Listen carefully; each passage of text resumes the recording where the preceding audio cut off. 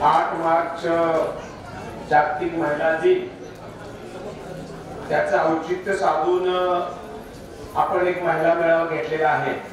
स्टेजवर पाहिलं आणि समोर पाहिलं म्हणजे आपण मंडळी फार कुठेतरी नाना प्रास्ताविक करायला संधी मिळाली आहे. थोडं वेळेचं बंधन ठेवतं आणि थोडक्यात माझं ही म्हणून व्यक्त करतो. आज ह्या मलकापूर शहराच्या ऐतिहासिक कार्यक्रमासाठी खास मुंबईहून, म्हणजे काल त्यांचं शूटिंग सुरू होतं, पहाटे 4 ला निघून 10:30-11 ला मलकापूरला पोहोचल्या त्या आदरणीय निशिगंधा वाडताई आणि ज्यांनी मलकापूर जन्माला घातलं त्या चव्हाण फॅमिलीच्या आमच्या भाभी मनापासून मुलासारखं मलकापूर प्रेम करतात. कुठलाही कार्यक्रम काही असू द्या, अगदी सर्व चव्हाण कुटुंबीय, बाबा असतील, काकी आज नाही, आनंदराव चव्हाण साहेब, भाभी, अगदी जसं एखादं छोटं मूल असतं आपण काळजी घेतो असं मलकापूरच्या काळजी घेणाऱ्या आमच्या आदरणीय भाभी सविता मोहिते ताई डॉक्टर आहेत, पण खरं माझ्यावर फार त्या प्रेम करतात भावासारखं. अनेक वेळा भेटला, भाऊ तुमची निवडणूक आहे, कसं होणार, काय होणार, म्हणजे एक अंतर यानी माणूस कसं बाबा काळजी करतो एखाद्या, जसं पेशंटची काळजी डॉक्टर करतो, हा पेशंट आहे तर कसा बाहेर निघेल तसं गेली 6 महिने सारख्या मला भेटत त्याला, भाऊ तुमचं असं आहे, मला असं आहे, पण म्हणजे मनापासून माझ्यावर प्रेम करणाऱ्या, मलकावर प्रेम करणाऱ्या आमच्या सविता ताई. दुसऱ्या खास मुंबईहून आपल्या ज्या वक्त्या आहेत संगीता ताई, त्यांचा मला फार परिचय, साहेबांचा मला फार परिचय आहे, परंतु त्यांच्या कामाची ओळख बऱ्यापैकी आपण म्हणजे कराड तालुक्यामध्ये ग्रामीण भागामध्ये महिलांचं सक्षमीकरण करणं, प्रशासकीय सेवेमध्ये असताना सुद्धा त्यांच्या पत्नी आणि ग्रामीण भागामध्ये काम करून समाजाकरता काहीतरी आपण करावं लागतं. अशा संगीताताई त्या कॉलेजच्या प्राचार्या पाटील मॅडम, त्यांची माझी आज पहिली भेट झाली, पण फार उत्साह त्यांच्यामध्ये आहे की मला सुद्धा बरं अशी ऊर्जा मिळते काम करायला, म्हणजे त्या वयात सुद्धा त्यांनी जे काम करतात ते. आणि तुम्हा सर्वांच्या आशीर्वादानं निवडून आलेल्या पहिल्या मलकापूरच्या थेट नगराध्यक्षा निगमताई येडगे, महिला बाल कल्याण सभापती आमच्या आनंदीताई, उपसभापती कमल कुराडे, आणि मगाशी म्हणलं मी भाभीला की सगळं महिलांच्या हातात आहे, आज सगळं राज्य. आमच्या मुख्य अधिकारी दवी मॅडम, माझे सहकारी राजेंद्र आबा, सर्व नगरसेवक आहे, सर्व उपस्थित माननीय आपण आहात. परंतु वेळेचं बंधन ठेवून थोडस सर्व सन्मानी उपस्थित पत्रकार मित्र मोठ्या संख्येने आहेत, आपण महिला आणि सर्व. खरं म्हणजे मी फार मोठं भाषण करणार नाही, पण थोडस आपल्याला मलकापूरची ओळख व्हावी. 2008 साली नगरपंचायत झाली आणि 2008 ते 2018 हा 10 वर्षाचा जो काही कार्यकाल आहे, ह्या शहरानं अनेक गोष्टी केल्या की त्यामुळे हे नाव देशाच्या कानाकोपऱ्यामध्ये पोहोचलं.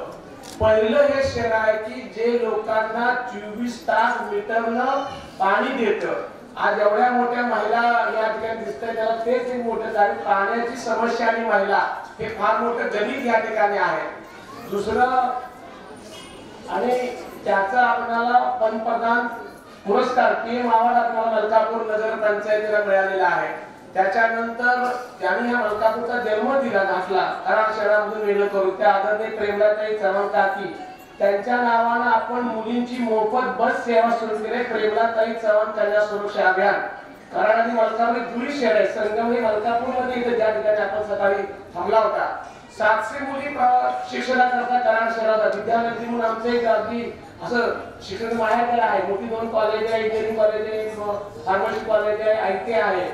मुलींना घराच्या दारातून बस घेते आणि कॉलेजच्या न सोडती गेटमध्ये, म्हणजे ती राबवण्यात योजना आहे. दुसरी स्त्रियदर्शनी कन्यारत्न योजना, मुलगी जन्माला आली की आपण तिचं नाव 15,000 ठेवतो. 20 वर्ष झाली पूर्ण तिला 1 लाख मिळतात. हे सुद्धा योजना राबवणारी पहिली आमची ही नगरपंचायत नगर परिषद झाली. आणि सगळ्यात महत्वाची मलकापूर सोलर सिटी. आपण माहिती आहे घरामध्ये समजा कुणी गावाला जायचं असेल, कुणी पती असेल, मुलगा असेल, तर सकाळून पाणी गरम करता, आंघोळी करता, बंब पेटवला पाहिजे. थोडा मी निम शहरी आहे, पूर्ण शहर असं नाही, किंवा मग गॅसवर पाणी गरम करायला पाहिजे. आम्ही सोलर वॉटर हीटर प्रत्येक घरामध्ये जर 1000 घरात दिले की घरावरती जी अपारंपरिक ऊर्जा आहे त्याचा वापर करून पाणी आपण गरम करतो. न सोडायचं पाणी लोकांना या ठिकाणी मिळतं. अनेक योजना आहेत त्याच्यामध्ये मी आता फारसा तुमचा वेळ घेणार आहे. अपंगांची योजना आहे. सगळ्यात महत्वाची डॉक्टर सविता मोदी या ठिकाणी आहे. गरोदर मातांचं राजमाता जिजाऊ पुण्याची योजना आहे. बाळ कुपोषित जन्माला आल्या उपचार करण्यापेक्षा माता गरोदर असताना जर त्याला ट्रीटमेंट योग्य पद्धतीने मिळाली. आज आपण काय आपल्या हस्ते आम्ही औषध वाटप करणार आहोत. कराड तालुक्यात 23 असोसिएशनचे काही सहकारी आमचे सागर जाधव आता निदर्शन झाले त्या ह्याच्यातून आम्ही त्या महिला दत्तक घेतो. एकूण सगळ्या अंगणवाडी सेविका आमच्या मोठ्या प्रमाणात आहेत. त्यांच्या माध्यमातून सर्वे करून ज्यांना गरज आहे अशा महिलांचा सर्वे करून त्यांना दर महिन्याला ट्रीटमेंट देणं, तपासणी करणं आणि जी औषध उपचार उपकेंद्रात मिळत नाही ते आपण नगर परिषद मार्फत त्यांना म्हणजे पौष्टिक आहार औषध देतो. 100 आता आपण दत्तक मॅडम घेतल्या होत्या. 100च्या 100 बाळ आपण सुदृढ बाळक म्हणतो त्याप्रमाणे जन्माला ठिकाणी आले.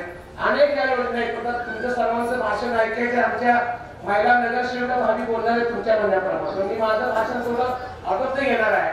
पण मला एवढं भावी सांगायचंय 2019ची निवडणूक ही आम्ही काँग्रेस पक्षाच्या माध्यमातून लढलो. आदरणीय पृथ्वीराज चव्हाण बाबा यांचं नेतृत्व सर्वांचं काम आणि याच्या समोर सगळ्या महिला पाठवतात.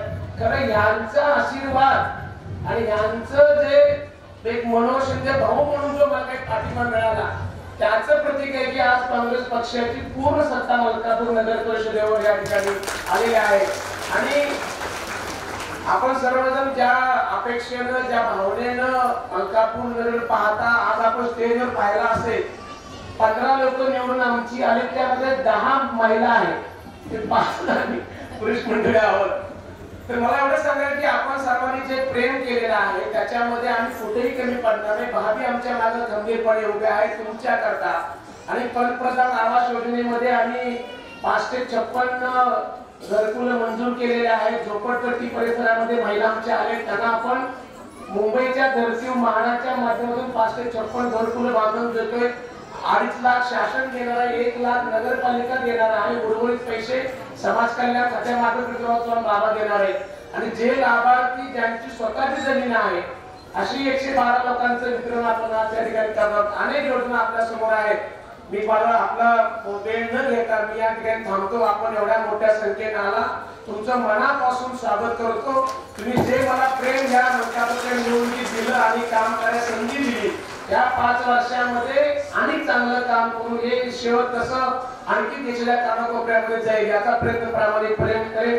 एवढं सांगतो थांबतो. जय हिंद महाराष्ट्र. धन्यवाद. नमस्कार. आदरणीय व्यासपीठ आणि समोर असलेल्या माझ्या बंधूंनी सर्व भगिनींनो, आज 8 मार्च जागतिक महिला दिनानिमित्त मलकापूर नगर परिषदेने आयोजित केलेल्या महिला मेळाव्यात उपस्थित असलेले सर्व मान्यवर आणि सर्व महिलांचे प्रथम मी स्वागत करते.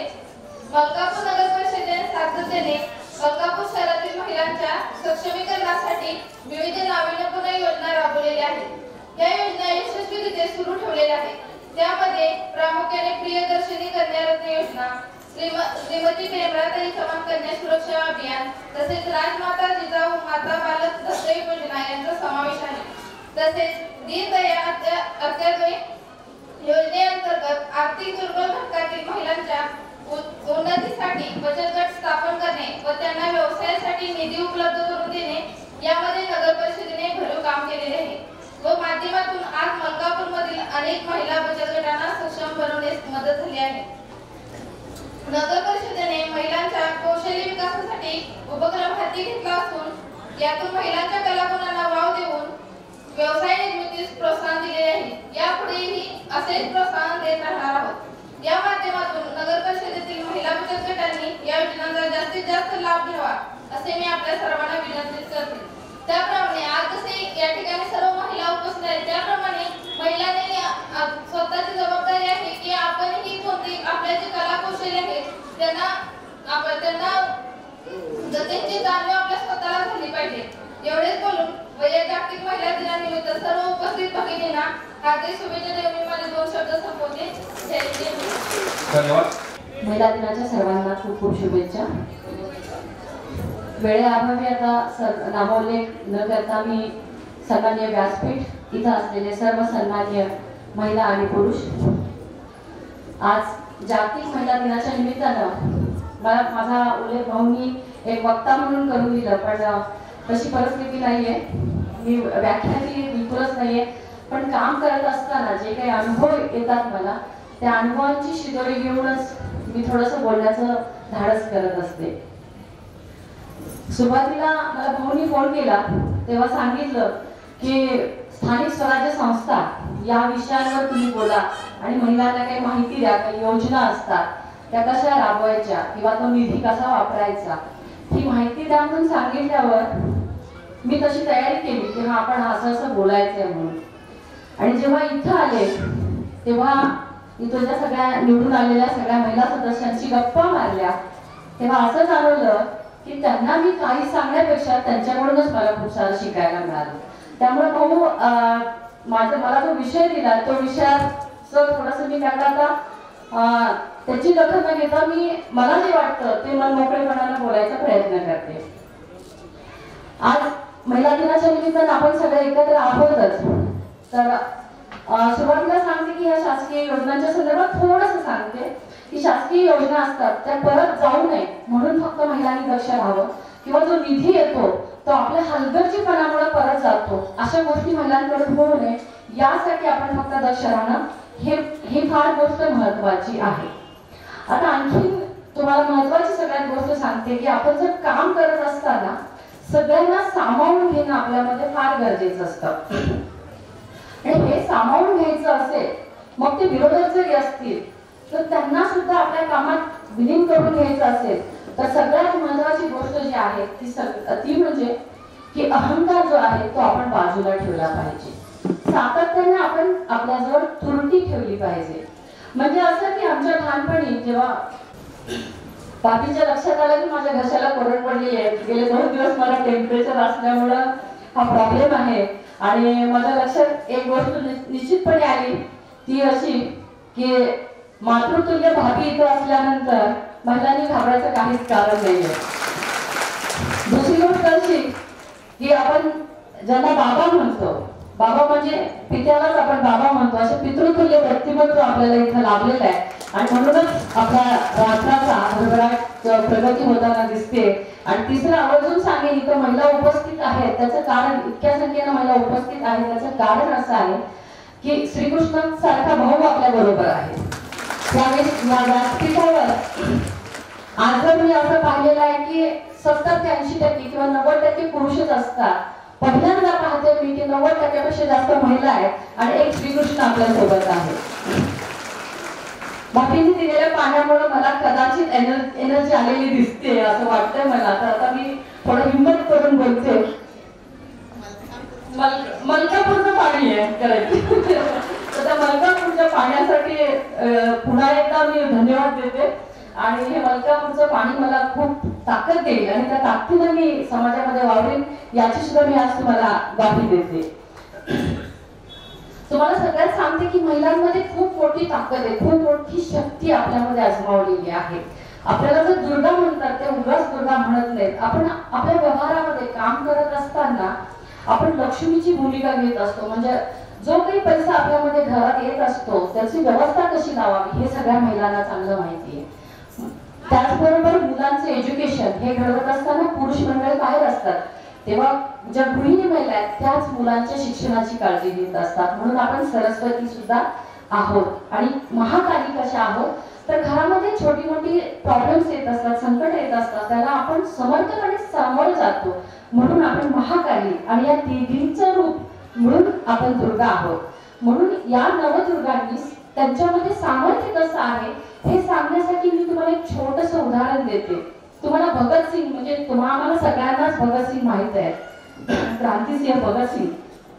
तर त्यांना जेव्हा फासावर द्यायचं होतं, फासावर द्यायच्या अगोदर 4-5 दिवस भगतसिंगांच्या घरून ब्रिटिश सरकारला पत्र व्यवहार होतो की आम्हाला भगतला भेटण्याची परमिशन द्यावी आणि त्याचबरोबर सद्गुरू आणि सुखदेव आणि राजगुरूंना सुद्धा भेटण्याची परमिशन द्यावी. हा पत्रव्यवहार झाल्याच्या नंतर भगतसिंगांच्या घरी पुन्हा ब्रिटिश सरकारचं पत्र जातं की तुम्हाला भेटता येईल पण एकच व्यक्ती भेटू शकेल भगतला. अशा स्थितीमध्ये मग भगतसिंगांच्या आईंना ती परमिशन मिळते आणि भगतसिंगांच्या आई तिथपर्यंत जातात. जेव्हा जेलच्या बाहेर काही जो पत्रव्यवहार होतो, त्यांचा जे काही पेपर्स असतात त्याची पूर्तता होते, भगतसिंगांच्या आईची त्याच्यावर सही होते त्या पेपर्सवर. आणि आता त्या भगतला भेटायला जाणार असतात. तुम्ही विचार करा त्या माऊलीची काय स्थिती झाली असेल त्यावेळेस की मला भगत अजून 3 दिवसांनी फासावर जाणार आहे आणि त्याला भेटायचं आहे. आपल्यासारख्या महिला उन्मळून पडल्या असत्या पण त्या खूप स्थिर आणि खंबीर असल्यामुळं त्या तितक्या स्टेबलपणे तिथं उभ्या होत्या. पत्रव्यवहार होतो, सह्या होतात आणि सह्या झाल्याच्या नंतर भगतसिंगांच्या आई आत भगतला भेटायला आत जाण्याच्या ऐवजी तिथंच रेंगाळतात. लोकांना कळत नाही की ह्यांना का अजून ह्या का विलंब करतायत आत जाण्यासाठी. तर त्यावेळी त्या विचारतात की सुखदेव आणि राजूची आई त्या दोघांच्या माता कुठे आहेत. त्यांना असं वाटतं की तर दोघी असायला पाहिजे कारण आम्ही तिघांसाठी परवानगी मागितली होती. तेव्हा त्यांना ब्रिटिश सरकारकडून असं सांगण्यात येतं की ही परमिशन तुम्हाला त्या दोघींना नाकारलेली आहे. भगतसिंग सरदार घराण्यात आहेत, अमुक एक विशिष्ट घराण्यात आहेत आणि काही कारणांनी त्यांच्या फक्त आईला परमिशन ती मिळते आणि भगतसिंगांच्या त्या दोघांच्या मातांना मात्र ही परवानगी मिळत नाही. अशा वेळी कदाचित माझ्यासारखी आई असती तर मला वाटलं असतं की माझा भगत 2 दिवसांनी जाणार आहे, ठीक आहे, त्या दोघी नाही आल्या तर मी तरी कमीत कमी त्या तिघांना भेटून येईल.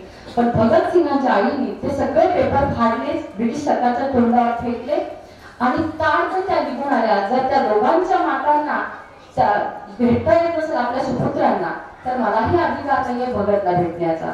हे सामर्थ्य स्त्रीमध्ये असतं आणि हे सामर्थ्य तुमच्या आमच्या सगळ्यांमध्ये आहे. हे सामर्थ्य आपण त्याचा योग्य असा वापर करता आपल्याला आला पाहिजे आणि तरच आपण सक्षमपणे पुढे जाऊ शकतो. थोडं समर्पणाची, थोडी त्यागाची भूमिका ही भारतीय महिलांमध्ये पूर्वपण आहेच.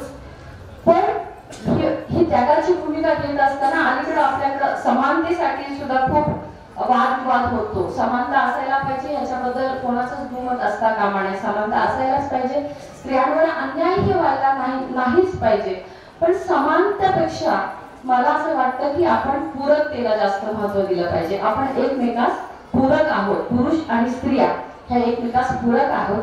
तुम्हाला दक्षिण भारतातलं एक उदाहरण सांगते की दक्षिण भारतामध्ये जेव्हा लग्न झाल्यानंतर आपल्याकडे जसं विवाह झाल्यानंतर देवाला जाण्याची प्रथा आहे किंवा सत्यनारायणची पूजा केली जाते, तद्वत साऊथ मध्ये मात्र संसाराला सुरुवात करण्यापूर्वी 2 ताऱ्यांचं दर्शन घेऊन संसाराला सुरुवात होते. मग रात्रीच्या वेळी त्या पती पत्नींना त्या 2 ताऱ्यांचं दर्शन घ्यावं लागतं. ते 2 तारे म्हणजे कोणते तर अरुंधती आणि वशिष्ठ ह्या ताऱ्यांचं दर्शन घेऊनच संसाराला सुरुवात होते. त्याचं कारण असं आहे की बाकीचे सगळे तारे जे आहेत तर एक तारा स्थिर असतो, दुसरा त्याच्या भोवती फिरत असतो. पण वशिष्ठ आणि अरुंधती हे तारे असे आहेत की जे एकदा वशिष्ठ अरुंधती भोवती आणि अरुंधती वशिष्ठाच्या भोवती असं फिरत असतात आणि त्यामुळं ते एकमेकांना पूरक आहेत. तर ह्या गोष्टी खूप महत्वाच्या आहेत की आपण एकमेकांना पूरक आहोत ही भावना आपल्यामध्ये असली पाहिजे. मग हे नातं फक्त पती पत्नी यांच्या पुरतं मर्यादित नाही तर आपल्या सासरचे माहेरचे सगळेच पुरुष आहेत त्यांच्या बाबतीत आपली भूमिका ही अशीच असली पाहिजे. तर महिलांचं थोडं कॉन्सन्ट्रेशन इकडं तिकडं होते. तुमचा वेळ आणि माझा वेळ दोन्ही महत्वाचा आहे. जेव्हा आपण आपल्यासमोर कोणी व्यक्ती बोलत असेल, कोणी का असेल ना, कदाचित थोडी कच्ची का विद्यार्थिनी तिथे उभी असेल ना, पण तिला ऐका, एखादी गोष्ट आपल्याला क्लिक होते ना आपल्या कामाला कधीतरी येते. तर म्हणून तुमचं कॉन्सन्ट्रेशन खरंच महत्वाचं असतं. जर आपलंच कॉन्सन्ट्रेशन नसेल तर आपण आपल्या लहान मुलांना काय शिकवणार हा प्रश्न असतो. सक्षमीकरणामधला हा मुद्दा सुद्धा खूप महत्वाचा आहे. मी खूपदा शाळांमध्ये जेव्हा भाषण करते तेव्हा इकडं कोणतरी गेलं तेव्हा आपसुकच लोक इकडं तिकडं पाहायला लागतात आणि आपला मुद्दा कुठला तरी महत्वाचा सुटून जातो. म्हणून कॉन्सन्ट्रेशन खूप महत्वाचं आहे. अनेक मुद्दे अधोरेखित करताना मला आणखी एक मुद्दा खूप महत्वाचा वाटतो जो स्त्री भ्रूणाच्या संदर्भात आहे. स्त्री भ्रूणाच्या संदर्भात काम खूप जोरात चालू आहे आपल्या सगळ्यांचं, पण तरी सुद्धा अजूनही स्त्री भ्रूणाची हत्या होताना आपल्याला दिसती आहे. हे कुठंतरी थांबायला पाहिजे. डॉक्टर सविता मॅडम इथं आहेतच, त्या तुम्हाला बऱ्याच गोष्टी सांगतील की काय असतं स्त्री भ्रूण किंवा काय, पण तरी सुद्धा मेडिकलच्या काही टर्म्स मला समजत नाही, पण तरी सुद्धा मी एक तुम्हाला सांगते की 2012च्या महाराष्ट्र टाइम्स मध्ये मी वाचलेली गोष्ट सांगते, सबूत निर्मूल मध्ये. त्याच्यामध्ये डॉक्टर महिलेचं व्याख्यान होतं, जी गायनेकोलॉजिस्ट असते तिचं. तर त्या महिलेला विचारलं जातं की स्त्री भ्रूण आहे ही तपासणी जेव्हा होते आणि तपासणी झाल्यानंतर त्या बाळा अबॉर्शन जेव्हा केलं जातं तेव्हा त्या बाळाची प्रतिक्रिया काय असते. तुम्ही ते बाळ मुलगी आहे म्हणून काढून टाकता, तेव्हा त्या बाळाला यातना होतात का, त्याला समजतं का ते. तेव्हा त्या डॉक्टर महिलेने सांगितलं की काही कारणाने अबॉर्शन करायला लागतं, व्यंग असेल काय, तेव्हाचे अनुभव आहे म्हणून सांगते म्हणाल्या. तर असं अबॉर्शन करताना त्या बाळाला त्याची जाणीव व्हायला लागते की आपल्याला मारलं जात आहे म्हणून, आणि ते जीवाच्या आकांतानं तो गर्व वर वर वर खेचला जातो की त्याला जगायचं असतं, त्याला वाचायचं असतं, हे जग पाहायचं असतं, मलकापूर सारख्या गावातलं पाणी प्यायचं असतं त्याला, आणि म्हणून त्याला जन्म देणं फार गरजेचं असतं. तर अशा परिस्थितीमध्ये स्त्रीची हत्या करते आणि तिला मदत करते, हे फार चुकीचं आहे. आपण सासरची माणसं जर या गोष्टीसाठी आपल्याला जर का जबरदस्ती करत असतील तर त्याला विरोध करण्याचं सामर्थ्य आपल्यामध्ये असायला पाहिजे, आणि तरच आपल्याला दुर्गा म्हणून घेण्यामध्ये अर्थ आहे. अदरवाईज आपण हे जर त्याला विरोध करत नसेल तर एक आपण खुनी म्हणूनच आपण सगळीकडे प्रसिद्ध होत जाऊ. तर यासाठी आपण सगळ्यांनी लक्ष द्यायला पाहिजे. कार्यक्रमाला खूप उशिरा थोडा सुरू झाल्यामुळं मला जरी जास्त बोलायचं असलं तर अजून बऱ्याच लोकांना आणि विशेषतः निशिगंधा त्यांना सगळ्यांनाच ऐकायचं असेल, डॉक्टर मॅडमना सगळ्यांना ऐकायचं असेल, म्हणून मी अधिक वेळ घेत नाही. इतकंच जाता जाता सांगेन की भाभी, आजवर भारतामध्ये अशी परिस्थिती, भारतामध्ये किंवा अनेक देशांमध्ये अशी परिस्थिती आहे स्त्रियांच्या बाबतीत की स्त्रीच्या हातात आजवर भुंकणीच लोकांनी दिलेली आहे. परंतु या भुंकणीला आपण महिलांनी बासरीचं रूप देण्याचा प्रयत्न करतोय आपण, आणि महिलांना आता तो सूर गवसलेला आहे. या सुराला साधीची साथ आपण सगळ्यांनीच देऊया आणि मिळून साऱ्याजणी घेऊया घराली. पुन्हा एकदा मला या कार्यक्रमासाठी बोलवलं, यासाठी भाऊंना आणि इथं असलेल्या समस्त पुरुष वर्गाला विशेषतः मी मनापासून धन्यवाद देते आणि थांबते. धन्यवाद. जय हिंद, जय भारत. आजच्या प्रमुख अतिथी निशिगंधाताई, आपल्या आईपासून आमची ओळख आहे. मातृप्रिय भावी, मैत्रीण, मला माहिती नाही आपल्याला काय म्हणावं, भाऊ, प्रथम नागरिक, आपण सर्व उपस्थित महिला, माझ्या मैत्रिणींनो, आणि विशेष धन्यवाद आपल्या सर्वांचे. आज सगळ्यांना महिला दिनाच्या शुभेच्छा इथे आल्यापासून चालू आहेत. मला नकोय, मला महिला दिनाच्या शुभेच्छा नकोय, कारण हा एक दिवस आमचा आणि बाकीचे 364 दिवस आमचे नाहीत का. मला शुभेच्छा त्या दिवशीच्या पाहिजे ज्या दिवशी सगळे आमचे दिवस होते. भाऊ, हा आम्हाला international women's day, man's day काही आहे का? नाहीये.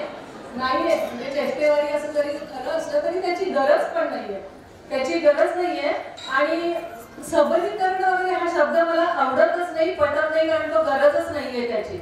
आमच्या महिला अबला नाही आहेत त्यांचं सबलीकरण करण्यासाठी, त्या आहेतच सक्षम. आता संगीताताईंनी सांगितल्या तशा, फक्त त्यांच्या भोवती त्याच्या चेन आहेत भाऊ भाभी, आमच्या भोवती बांधलेल्या रूढीच्या, परंपरांच्या आणि विशेषतः पितृसत्ताक सामाजिक परिस्थितीच्या, त्या फक्त आम्हाला सोडवून पाहिजेत. आमचं आम्ही सक्षम आहे.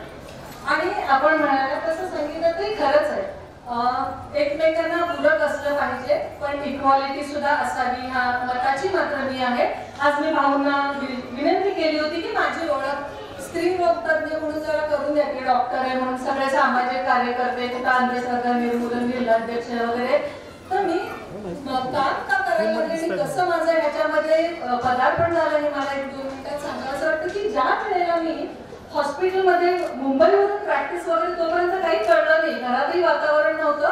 कराडला आले आणि प्रॅक्टिस एक स्त्री रोग तज्ञ म्हणून जेव्हा करायला लागले, टेबलच्या पलीकडे 9 महिन्याची गरोदर बाई 104 टेम्परेचरनी फडफडतीये, ऍडमिट हो म्हटलं तर मला सांगते की नाही, म्हशीच्या धाराला काढायला कोणी नाहीये. अरे म्हणजे म्हशीची धार तिच्या आयुष्यापेक्षा 9 महिन्याची गरज असताना जास्ती महत्वाची.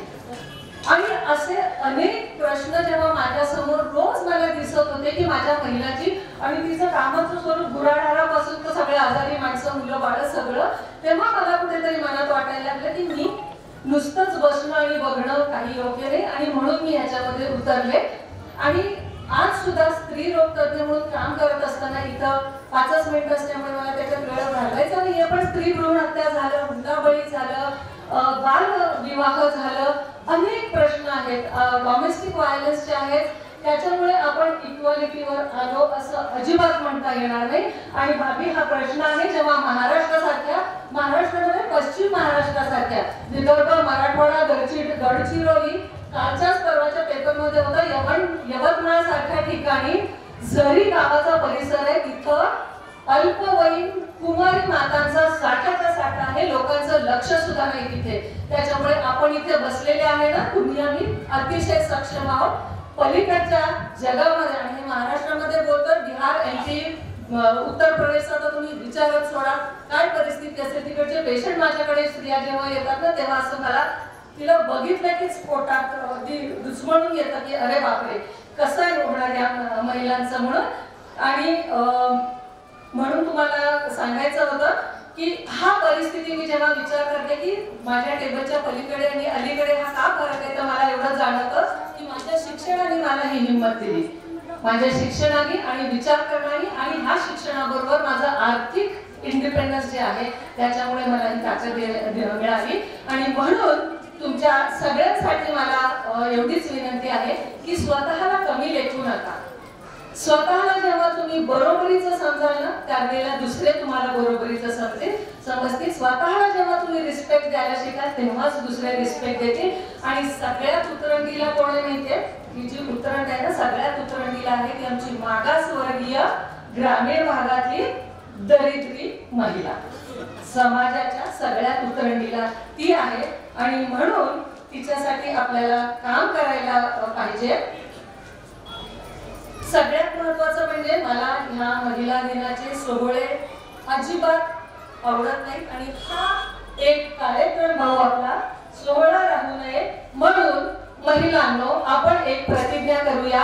आपल्या इथे बसलेल्या कोणीच स्त्री लिंग गर्भपात करणार नाही आणि आपल्या मुलींना आर्थिक दृष्ट्या आणि शैक्षणिक दृष्ट्या सक्षम करूनच थांबू. मी या प्रतिज्ञेमध्ये सहभागी आहे. आपण सगळ्यात कृपा करून हात वर करून ही प्रतिज्ञा घ्या की इथे बसलेल्या कोणीच स्त्री भ्रूण हत्या किंवा तिला बालविवाहामध्ये अडकवणार नाही, ही आम्ही आजच्या दिवशी प्रतिज्ञा करतो. आणि म्हणून हा सोहळा न राहता हा एक आमच्या ऍक्च्युअली जाणीव जागृतीचा दिवस म्हणून आपण साजरा करतोय असं मला वाटते. भाऊ मी फक्त thank you so much, thank you all of you. तुमच्यासाठी फक्त मी एकच शेवटची गोष्ट सांगणार आहे, गोष्ट सुद्धा नाही बातमी, कारण तुमच्याकडून आम्हाला खूप अपेक्षा आहेत. आणि म्हणून तुमच्यासाठी ही एक पेपरमध्ये आलेली बायकांनो बातमी होती. बातमी अशी होती, वर्तमान पत्रकारांसाठी सुद्धा आहे हे. आणि स्त्री पुरुष सगळ्यात महत्वाचं म्हणजे स्त्री पुरुष समानता का असायला हवी असं अभ्यासाने म्हणजे दाखवून दिलेलं आहे. ज्या घरात स्त्री पुरुष इक्वालिटी आहे तिथे स्त्री तर मजेत आहेच आहे, पण पुरुष सुद्धा खुश आहेत. आपल्या सगळ्यांच्या आनंदासाठी ही इक्वालिटी गरजेची आहे. मुलं बाळ सुद्धा खुश आहेत आणि चांगले शिक्षणामध्ये ते प्रगती करत आहेत. त्याच्यामुळे समाजाच्या, कुटुंबाच्या आणि देशाच्या प्रगतीसाठी आम्हाला ही इक्वालिटी हवी आहे. आणि शेवटची गोष्ट भाऊ, पेपरमध्ये अशी बातमी होती की एका महिलेचा जाता जाता अपघात झाला आणि ती त्याच्यामध्ये मेली ती बाई. तिचा इन्शुरन्स काढलेला होता. इन्शुरन्स मेल्यानंतर जो मिळतो तो तुम्ही किती पटीत कमवता त्याच्यावर असतो. बाकी ही बाई होममेकर होती म्हणजे घरातलं आजारी माणसं आपण किती बघतो ना. मिलिंडा क्लेटनी स्टडी केलाय, बायका दिवसभरात किती पावलं चालतात आणि पुरुष किती पावलं चालतात. तर आपलं काम तेवढं असतं, स्वयंपाक पाणी मुलं बाळ सगळं. आणि रानाचं असेल, तिचं इन्कमच काही नव्हतं बाई. बघ, इन्कमच काही नाही. त्यामुळे कोर्टाकडे धाव घ्यायला लागली की एवढी काम करणारी माझी घरगुती गृहिणी महिला आणि तिला इन्कम नाही, आणि कोर्टाने ठरवून दिलं आणि मग तिला काहीतरी जे काही असेल ते कॉम्पेन्सेशन मिळालं. आपण म्हणतो हे आम्ही जे सगळे आपल्या आई वडिलांमुळे जन्माला आलो आणि वाढलो, आपल्या देशाची सगळ्यात महत्वाची ट्रेजर आहे, संपत्ती आहे. आणि हे सांभाळणाऱ्या माझ्या महिलेला जर काहीच तुम्ही त्याचं मोल करणार नसाल तर ह्याच्या इतकी वाईट गोष्ट नाही. म्हणून भाऊ तुम्हाला फक्त शेवटचं एवढीच रिक्वेस्ट आहे, एवढ्या सगळ्या तुम्ही ज्या योजना राबवल्या त्यामध्ये किमान दारिद्र्य रेषेखालची जी महिला आहे, घरगुती घर सांभाळणारी, आमची तुमच्या मलकापूरच्या समाजामध्ये एक चांगलं मुलं पोचणारी, तर तिला किमान दारिद्र्य रेषेखाली असलेल्या बाईला जर तुम्ही एक काहीतरी अनुदान दिलं तर जागतिक अभ्यास असा दाखवतो की ती घरी बसणार नाही. ती घरी बसणार नाही, कारण ती सशक्त होईल, ती आणखी कामाला लागेल, मुलं बाळ नीट सांभाळेल आणि तुमच्या देशाचा उत्कर्ष करेल. तर प्लीज तुम्ही एवढी आमच्यासाठी, या बायकांसाठी योजना राखा की जेणेकरून ती तालुक्यात, देशात आणि आपल्या देशभर भाभी सांगतील तुम्हाला की दुसऱ्या देशांमध्ये आहे भाभी. तर त्या निमित्ताने निदान दारिद्र्य रेषेखालच्या बायकांसाठी चालू करूया. मी भाऊला विनंती केली होती ते निशिकंदा त्यांच्या ह्याच्यानंतर हे एक मासिक आहे मिळून साऱ्या जणींचं, विद्याताई मला भेटल्या होत्या आणि मी त्यांना मी त्यांच्यासाठी प्रॉमिस करून आलेली आहे की महिलांसाठी भाऊ नक्की हे कार्यक्रम आपण या करायचं आहे. त्या भाऊच्या वतीने आणि तुमच्या सगळ्यांच्या वतीने 82 वर्षाच्या आहेत विद्यार्थी, 82 वर्षाच्या आहेत हो, आणि त्या अजूनही अविरत महिलांसाठी काम करतात आणि त्यांना इथं येण्याचं मी भाऊच्या वतीने प्रॉमिस केलेलं आहे. आणि ह्या मार्च महिन्याच्या मिळून साऱ्या जणी पुरुष वॉच म्हणून सुद्धा त्या काम करतात, कारण इक्वालिटी आणि नारी समता मंच वगैरे या सगळ्यांचं त्यांच्याकडून काम होतं. सो त्यांच्यासाठी हा एक आपला उपक्रम. Thank you so much for thank you so much. आणि हिंदी चित्रपटात काम केले आहे. त्यात एक बंगाली चित्रपटही आहे. त्यांनी केलेल्या सिनेसृष्टीतील अभिनयासाठी त्यांना सन 2004 साली राज्यस्तरीय स्मिता पाटील अभिनय पुरस्काराने सन्मानित केले आहे. त्यांना आतापर्यंत 2 PhD मिळालेले असून प्रथम इतिहास विषयात तर दुसरी महिला सक्षमीकरणामध्ये मिळालेले आहे. शांताबाई शेळके जीवन गौरवणाऱ्या विषयावरही सर्व PhD पुणे युनिव्हर्सिटी अंतर्गत त्यांनी काम केलेले आहे. MKCS Maharashtra knowledge corporation limited या संस्थेच्या त्या इंडिपेंडंट डायरेक्टर सुद्धा आहेत. सन 2014 साली महात्मा गांधी शांतता पुरस्कार राज्यपालांच्या हस्ते देऊन गौरव करण्यात आलेला आहे. त्याचबरोबर आतापर्यंत त्यांनी 9 पुस्तके प्रकाशित झाली, त्यांची 9 पुस्तके प्रकाशित झाली असून त्यात 2 पुस्तकांना राज्य पुरस्कार मिळालेला आहे. आजच्या व्यासपीठावरील शोभा वाढवणाऱ्या आजच्या प्रमुख पाहुण्या माननीय डॉक्टर सौ निशिगंधा वाड मॅडम, सुप्रसिद्ध अभिनेत्री, यांना विनंती करते की त्यांनी महिलांना उद्बोधन करावे.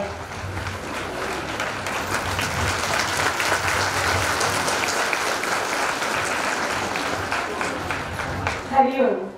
सर्वप्रथम मी श्री गजाननाला वंदन करते आणि आदिशक्तीला, स्त्री शक्तीला नमन करते. व्यासपीठावर विराजमान आदरणीय सौभाग्यवती सत्वशीलाताई चव्हाण भाभीजी, माननीय डॉक्टर सविता मोहितेजी, संगीताजी, मंगलाजी आणि बंधुतुल्य मनोहरजी, सन्माननीय व्यासपीठ, आपल्या सगळ्यांना सविनय नमस्कार.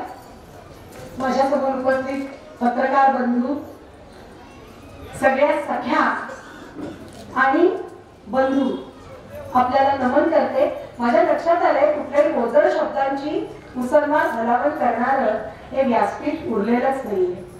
इतक्या सहिष्णुपणे आपण सगळ्याजणी इथे उपस्थित आहात. प्रथमतः माफी मागते ज्या माझ्या भगिनी बसल्या आहेत. मी एक चित्रपट करते शुभम भवतू नावाचा. मिलिंद गुणाजी आणि मी असं एक जोडपं आहे त्याच्यामध्ये, आणि त्याच्यात असा एक प्रसंग होता की मिलिंद दादाला हार्ट अटॅक येतो आणि आम्ही पुण्याच्या एम्स हॉस्पिटलमध्ये त्याचं शूटिंग करत होतो आणि त्याला घेऊन जात होते त्या स्ट्रेचरवरनं. त्याची बायको म्हणजे अर्थात मी चित्रपटात मी त्याच्या मागे पळतीये. पण शूटिंग करताना असं झालं तो स्ट्रेचरवर आणि मागची बायको दिसतच नाही कारण ती पडलेली होती. मी म्हटलं आता एक दुसरं स्ट्रेचर आणा. पाठोपाठ माझ्या गुडघ्याचं लिगामेंट जरा दुखावलं होतं म्हणून मी भाभीजींना विनंती केली की मला आज खालती बसता येणार नाही, काही काळ मला जरा जपून चालायला आणि बसायला सांगितलंय कारण रजा मिळत नाही ना. म्हणजे असं नुसतंच you cannot just pull down your socks and sleep at home. तुमचं शेड्यूल लागलेलं असतं. आजच्या दिनाचं औचित्य खूप प्रेमाने माझी ओळख करून दिली त्याबद्दल आभार. पण मी एक गोष्ट प्रांजळपणे सांगते, कुणी डिग्र्यांची किती टिंब आपल्या नावापुढे लावली यापेक्षा आयुष्याच्या विद्यापीठात आपण किती माणसं वाचायला शिकलो, आपले यश अपयश आणि अपमान कसे वाचायला शिकलो हे फार महत्वाचं असतं. आणि हे माझ्या भगिनींना काही वेगळ्या पुस्तकात शिकवायला नको. एक संस्कृतमध्ये फार छान श्लोक आहे, देवानां इदम आमनंती विनये कांतम कृतम चाक्षुतम हृदयनम इदम आकृतिम व्यतिकरे स्वांगे विभक्त दिनहा. त्या सदाशिवाने सुद्धा स्वतःच्या अर्धनारी नटेश्वर रूपाचं अमोघ असं दर्शन देऊन हे जगाला दाखवून दिलं होतं की आदिशक्ती ही किती महत्वाची आहे सगळ्या सृजनशीलतेमध्ये. पण तरीही with due respect to the veterans, to the stalwarts who have spoken before me, मी अगदी नम्रपणे म्हणते, आपण सगळ्या जणी मानाल की आपली संस्कृती पुरुष प्रधान आहे आणि पुरुष जरा हुशार असतो. त्याचं एक छान उदाहरण तुम्हाला सांगते. गमतीचा किस्सा आहे की अनेक वेळेला हा शब्दसेतू वाचताना बायकांचा हा भाषणाचा ओघ संवादाचा करण्यासाठी हा किस्सा सांगते. असा योग खूप कमी येतो की नवऱ्याच्या हातात हात धरून भाजी मंडईत भाजी घ्यायला गेले. लोक काय म्हणतील ना, नटीचा मुखवटा असतो ना, अगं बाई या कांद्याचा आणि टमाट्याचा भाव विचारताय का बरं. घरोघरी मातीच्या चुली असतात आणि सगळ्यांचे पाय मातीचे असतात, हो की नाही. पण तरी सुद्धा पुण्याला असा योग आला बरं का. पण मी एक गोष्ट तुम्हाला सांगू, म्हणजे असं पुणं म्हणताना मला वेगळं वाटत नाहीये कारण मलकापूर सुद्धा आज इतकं ओजस्वी आहे की तो आत्मविश्वास मला समोरच्या डोळ्यात आरसताना वाटतोय. आणि हॅट्स ऑफ टू यू. म्हणजे आदरणीय बाबांच्या, सप्तशिलाताईंच्या, त्यांच्या परिवाराच्या, आमच्या बंधूंच्या आणि आपल्या सगळ्यांच्या कार्यकर्तृत्वाला माझा मानाचा मुजरा आहे. किस्सा पुढे सांगते ना. पुण्याच्या भाजी मंडईत असा योग आला आणि आमच्या समोर एक वडील कुटुंब होतं बरं का. आजोबा चांगले 75चे होते आणि आजीच्या मानेवरी चंदेरी केसांचा सुपारी एवढा आंबाडा होता आणि आजोबांच्या तर केसांचाच पत्ता नव्हता. तरीही म्हणजे आजीचं वय 65 वगैरे असणार नक्कीच. दोघांमधला संवाद इतका रुचकर होता की आजोबा आजीला म्हणत होते, सखी किती दिवसात रताळी खाल्ली नाहीये. प्रिये आज रात्री आळूचं फतफत खावं म्हणतो मी. सखे, प्रिये, लाडके, राणी याच्या पलीकडे संवाद जात नव्हता. म्हणून मी नवऱ्याला कचकचून चिमटा काढला आणि म्हटलं, बघ लग्नाला फक्त 12 म्हणजे तेव्हा 12 झाली. 12 वर्ष झाली आहे पण गेल्या 9.5 वर्षात तरी सखे, प्रिय, लाडके, राणी ऐकल्याचं आठवत नाही. त्या आजोबांना आम्ही थोडं बाजूला घेतलं. माझ्या चेहऱ्याचं तर अगदी भोकाच्या पिठाचं थालीपीठ झालं. मी आजपासून म्हटलं, सखे, प्रिय, लाडके, राणीचं रहस्य काय. पुरुष किती हुशार असतात ते बघा. आजोबांनी कानोसा घेतला. आजी ऐकत नाहीयेत ना ते पाहिलं. म्हटलं, सखे, प्रिय, लाडके, राणीला घाबरताय. माझ्या डोळ्याचे हेडलाईट्स तसेच वाटारलेले होते. तर त्यामुळे नेहमी म्हणे, अनेक वर्ष या भाजी मंडईत भाजी घेतोय ना, सगळ्या भाजीवाल्याही हिला पितुरेत म्हणे. म्हटलं, पण सखे, प्रिय, लाडके, राणीचं रहस्य काय. परत वाकून पाहिलं, आजी बघत नाहीये ना पाहिलं आणि आजोबांनी कपाळाला हात मारला आणि म्हणाले, काय शांताराव म्हणे, गेले 7 दिवस तिचं नावच विसरलोय मी. त्यामुळे सखे, प्रिय, लाडके, राणीवरती वेळ मारून येते. बघा. पण बायका किती भोळ्या भाबड्या असतात. म्हणजे I second this opinion completely doctor ma'am, की today it is not the need of the time to teach the ladies और the women folk who are teaching others. तुम्ही स्वतः एक्झॅम्पलरी आहात, उदाहरण आहात. स्वतःसाठी हक्काचा वेळ काढून सगळी गर्दी कर्तव्य सांभाळून तिथे बसला आहात. त्याच्यात मला माहिती आहे की मलकापूरमध्ये आपल्यासाठी जी उपाययोजना केली गेली आहे, मग ती पाण्याची असेल, शिक्षणाच्या सोयीची असेल किंवा स्त्रीत्वाच्या कौतुकाची असेल, जन्मापासून, ही सगळ्या गोष्टी कारणीभूत आहेत की आज तुम्ही स्वतःचा हिस्सा इथे घेऊन बसला आहात वेळेचा. पण तरी सुद्धा बायका भोळ्या भाबड्या असतात. या पुरुष प्रधान संस्कृतीतलं हे एक उदाहरण मनाच्या कुठलीत अत्तारासारखं असू द्या. माझी आजी नऊवारी पातळ नेसणारी. माझे बाबा आर्मीत होते बरं का, त्यामुळे म्हणजे आई बाबांना 2च मुली, पण कधी आम्हाला असं वेगळं वाढवलं गेलं नाही की मुलगा नाही असं नाही. म्हणजे माझ्या थोरल्या बहिणीचं नाव प्राजक्ता, माझं नाव निशिगंधा. तर आईच्या मैत्रिणी तिला चिडवायच्या, आता मुलगा पाहिजे हो, पण त्याचं नाव झेंडू ठेवू नकोस म्हणून. आमचे वडील म्हणायचे नाही, 2 मुली आहेत तर त्याच पुरुष आहेत. मुलगा आणि मुलगी भेद कुठला. आता इतक्या वर्षांपूर्वी त्यांनी असा विचार करणं म्हणजे आमच्या मानसिकतेचं प्रदर्शन कशात होतंय ते कळतं ना. Once you have the roots of culture, the wings of freedom should not be फिअर्ड.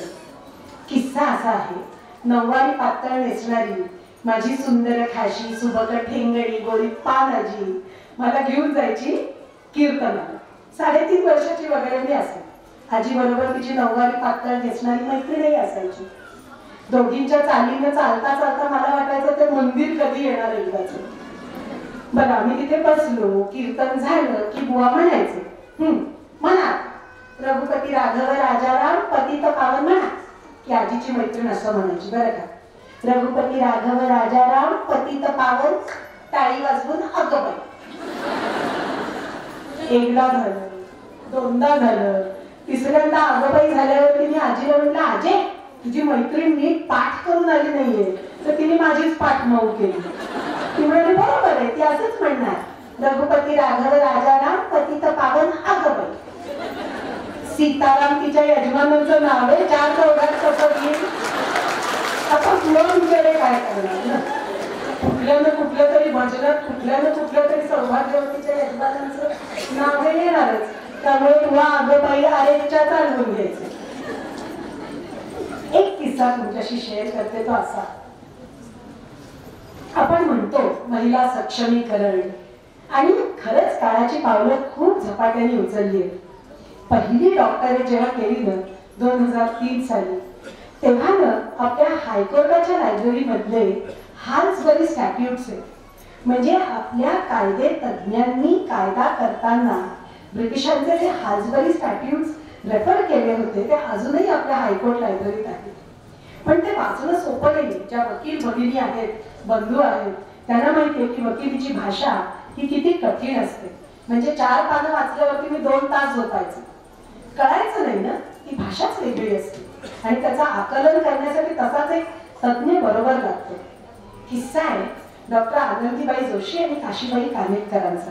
यांचा नामोल्लेख का केला, कारण काशीबाई कानेटकर मराठीतल्या पहिल्या कादंबरीकार आणि डॉक्टर आनंदीबाई जोशी पहिल्या डॉक्टर महिला, हे तर सगळ्यांना माहिती आहे.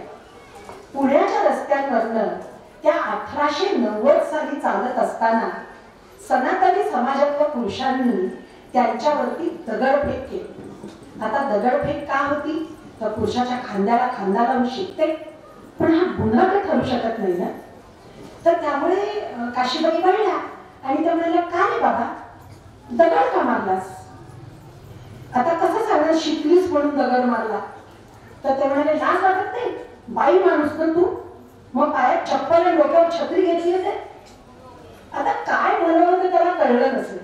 तर त्या म्हणाल्या, काय रे बाबा, बाई म्हणून माझ्या दगडात माझ्या पायाला काय दगड टोचत नाही की डोक्याला उन्हा तापत नाही, कशाला दगड मारलास. एका प्रश्नाचं उत्तर दे म्हणाल्या, बाई माणूस म्हणतोस, मग बाईला माणसासारखं नाही का रे वागवता येत तुला. काळाची पावलं इतकी झपाट्यानं आपण वेगाने ओलांडलेली आहेत. बहुतांनी आपल्यासाठी खूप काम केलेलं आहे.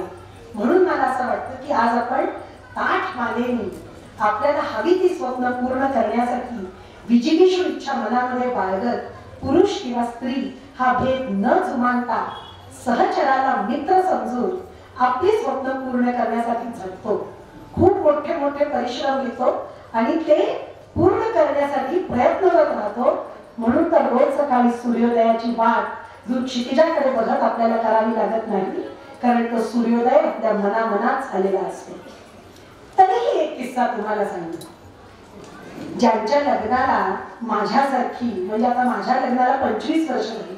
आजीने आमचं लग्न अगदी वेळच्या वेळी करून मग काय करिअर करायचे ते करा, पण आधी एकदा तो काळ्या मण्यांचा मंगळसूत्राचा झोपाळा गळ्यात पडला की मग तुमचं तुम्ही बघा.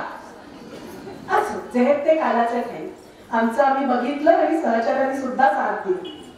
पण ज्यांच्या लग्नाला अशी वर्ष झाली आहे त्यांना आपला स्वयंपाकघरातला पहिला दिवस आठवतो.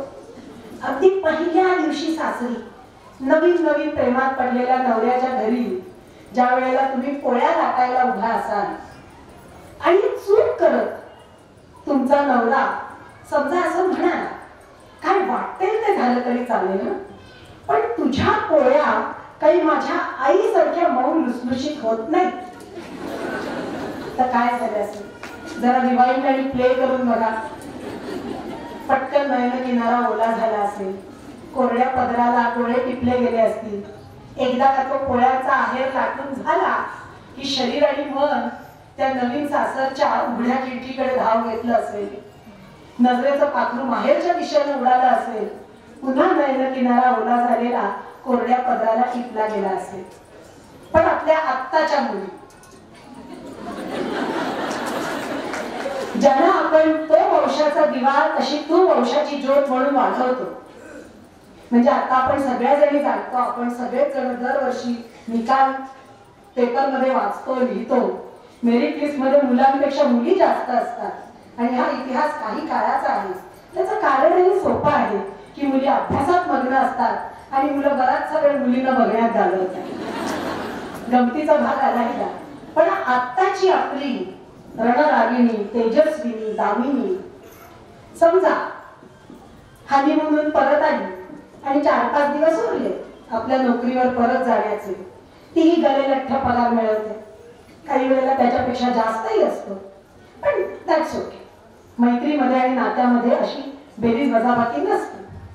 पण समजा असे 2-3 दिवस उरले म्हणून चुकून आपल्या बॉयफ्रेंड टर्न नवऱ्याच्या स्वयंपाकघरात स्वयंपाक करताना पोळ्या लाटायला गेली आणि घोड चूक करत तिच्या बॉयफ्रेंड टर्न नवऱ्याने म्हटलं, काय वाटेल ते झालं तरी चालेल, पण तुझ्या पोळ्या काही माझ्या मम्मा सारख्या मऊ लुसलुशीत होत नाही, तर काय होईल? तिचा नयन किनारा ओला होईल. मुळात साडी नेसून ती स्वयंपाकघरात गेली की नाही याला प्रश्नचिन्हच आहे. आता इतक्या पुरुषांना आणि आपल्या कलिग्सना सांभाळणारी ती स्त्री एक नवरा नाही सांभाळू शकणार. ती शांतपणे लाटणं खाली ठेवेल. आता बॉक्कट मधली मम्मा खुश झाली असेल, अजून पुरता काही हातात तर गेला नाहीये, थोडा तरी चिमटीत धरलाय मी त्याला अजून. पण आपली रणरागिणी काय मिळेल? बरोबर आहे, कशा होणार? माझ्या पोळ्या तुझ्या मम्मा सारख्या मऊ लुसलुशीत कशा होणार? तुला सुद्धा माझ्या पप्पांसारखी कणिक कुठे मळता येते? जगत ते कालाचे काही स्वामी विवेकानंदांचं फार छान वाक्य. आपण असं शिकतो, नाही ज्ञानेन सदृशम पवित्रम इह विद्यते. या जगात ज्ञानासारखं पवित्र दुसरं काही नाही. पण सोबत आपल्याला हेही शिकवलं जातं, सर्व कर्माखिलम पार्थम ज्ञाने परिसमुच्यते. म्हणजे सगळ्यात चांगल्या कामांची परिणिती ही ज्ञानामध्ये होत असते. आणि आपल्या चांगल्या कामांची परिणिती आहे की आज महिला मेळावा इतका उत्तम उमललेला आहे. आपल्यासाठी एकदा जोरदार काय. म्हणजे मी इथे हे सांगायला उभी नाहीये 8 मार्चचं औचित्य साधून, कारण मी प्रांजळपणे मानते की प्रत्येक दिवस जसा त्याचा असतो तसा तिचा असतो.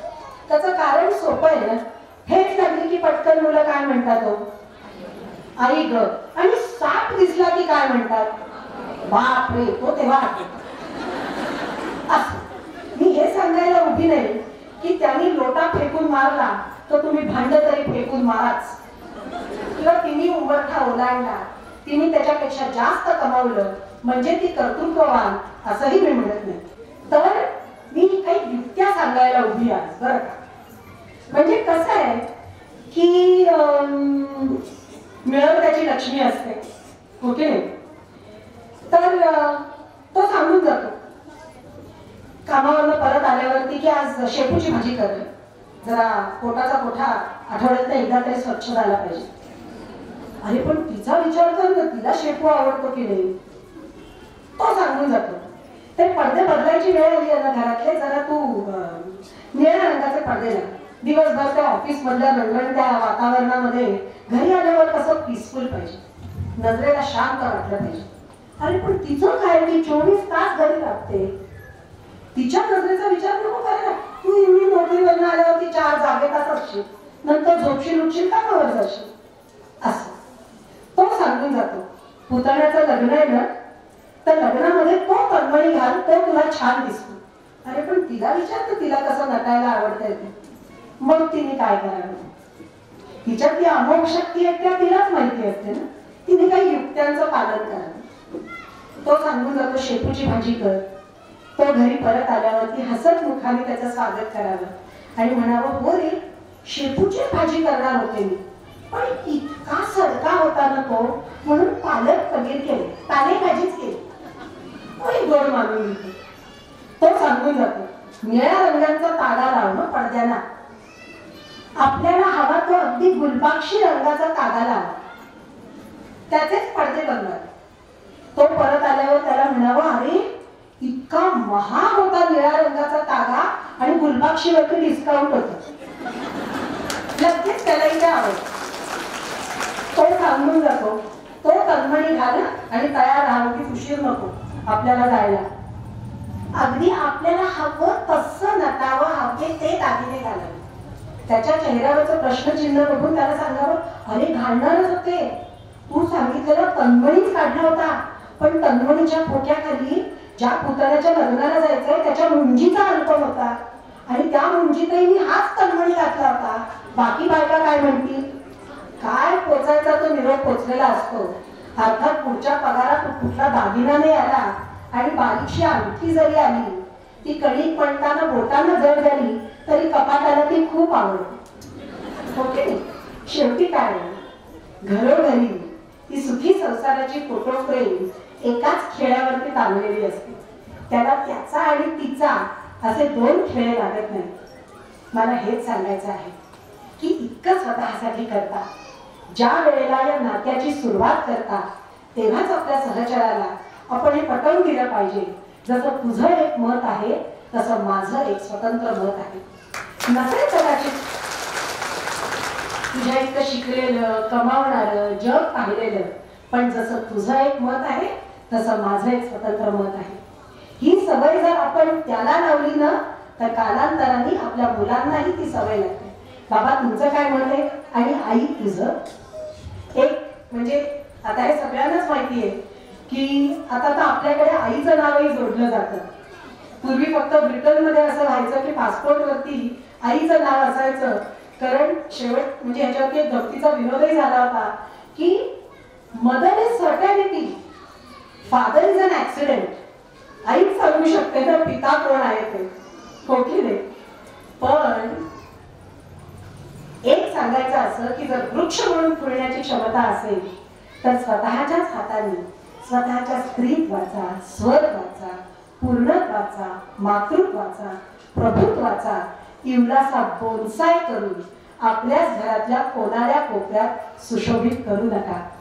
वृक्ष म्हणून फुलण्याची क्षमता असेल तर वृक्ष म्हणून फुला, कारण शेवटी आकाशी झेपावलेल्या वृक्षाची पानं सुद्धा त्या आभारीच्या देवाकडे काय मागतात, माझ्या सावलीतल्या रोपांना उंच उठाव म्हणतात. प्रत्येक आईचं आणि वडिलांचं हेच तर स्वप्न असतं. संस्कृतमध्ये एक श्लोक आहे, अनेक जन्म संसिद्धी ताव तथैव परांगती. एखादी गोष्ट पूर्णत्वाला जायला काळाचं अमुक एक अर्घ्य द्यावं लागतं आणि ते दिल्यावरती ती गोष्ट पूर्ण होण्यापासून काळही त्याला अडवू शकत नाही. आपल्या भारतीय स्त्रीत्वाबद्दल बोलायचं झालं तर असंच म्हणावंसं वाटतं की आपल्या जगातल्या वर्चस्वाला काळही आता अडवू शकणार नाही. जगभरात जेव्हा फिरते ना तेव्हा लोक विशेष कौतुकानं आपल्याकडे बघतात, ते केवळ स्त्री म्हणून नाही तर भारतीय स्त्री म्हणून. अशा डोक्यातनं आता 2 गोष्टींची जरा चलबिचल होती. त्या दोन्ही गोष्टी तुमच्याशी शेअर केली आणि मग निरोप दिली.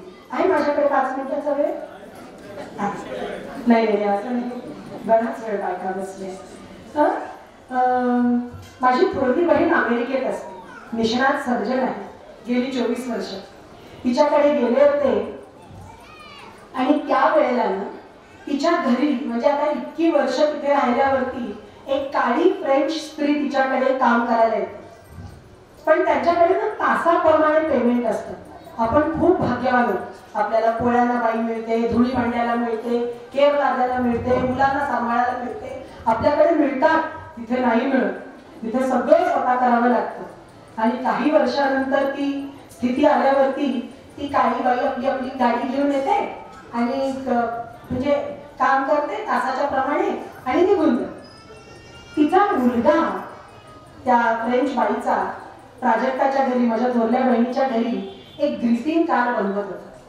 तर मी म्हटलं वाह, हेनरी फॉर हूम? त्या मुलाचं नाव हेनरी होतं. तर तो म्हणाला माझ्या आईसाठी, फॉर माय मम्मा. तर म्हटलं वाह, तिचा वाढदिवस आहे? नो म्हणाला.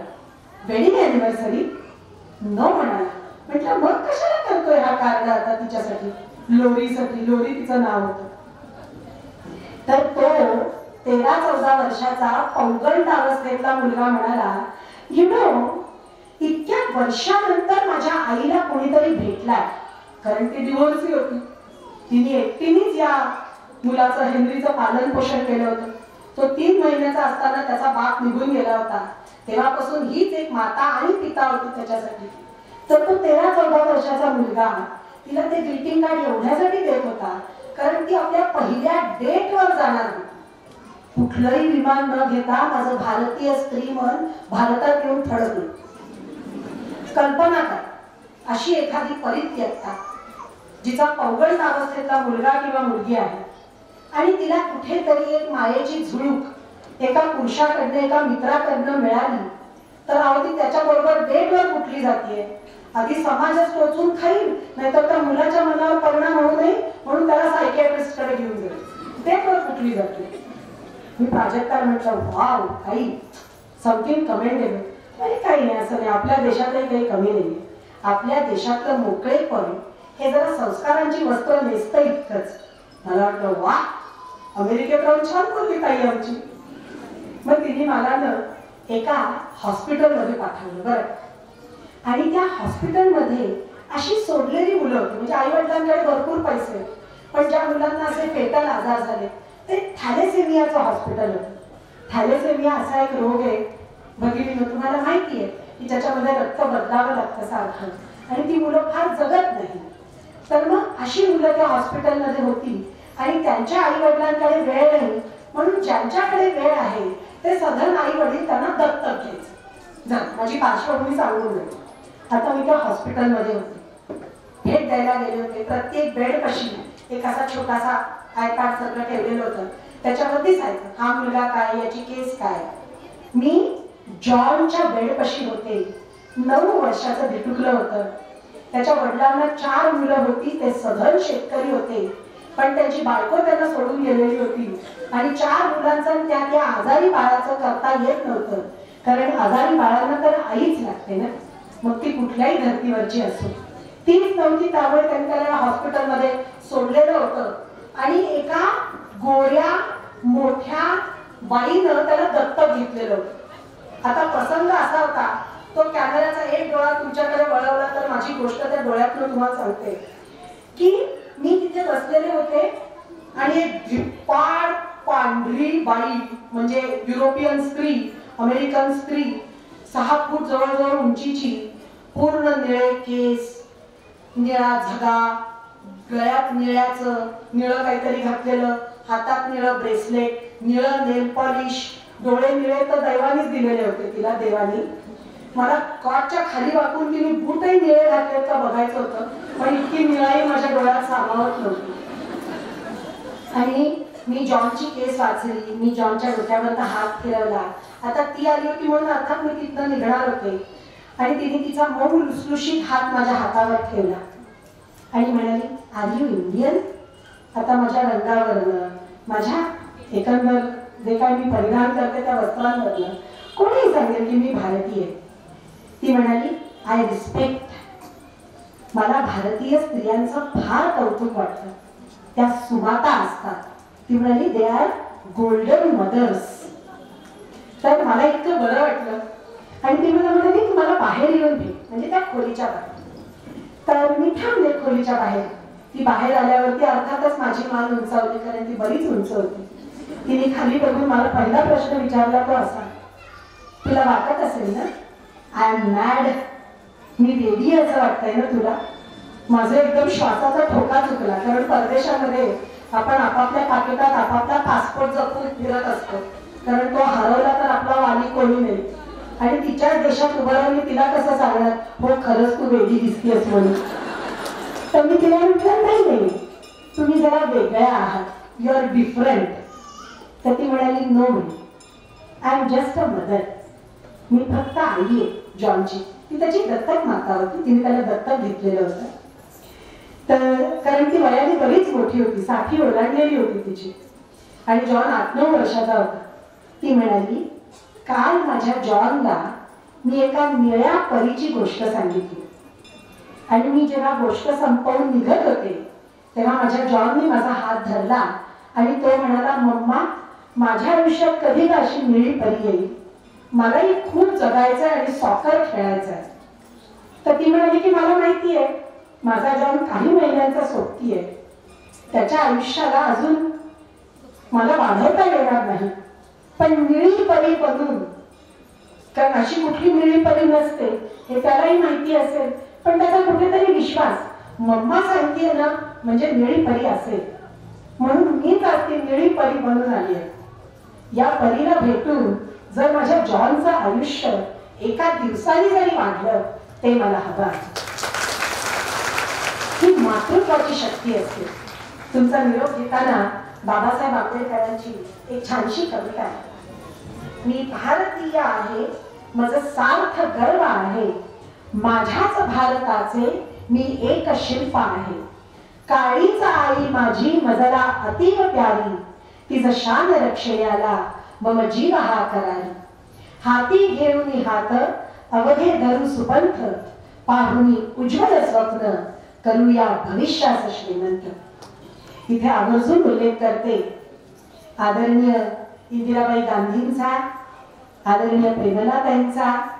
अशा स्त्रिया आपल्या समोर होत्या, आहेत, म्हणून आपला आत्मविश्वास ओजस्वी आहे.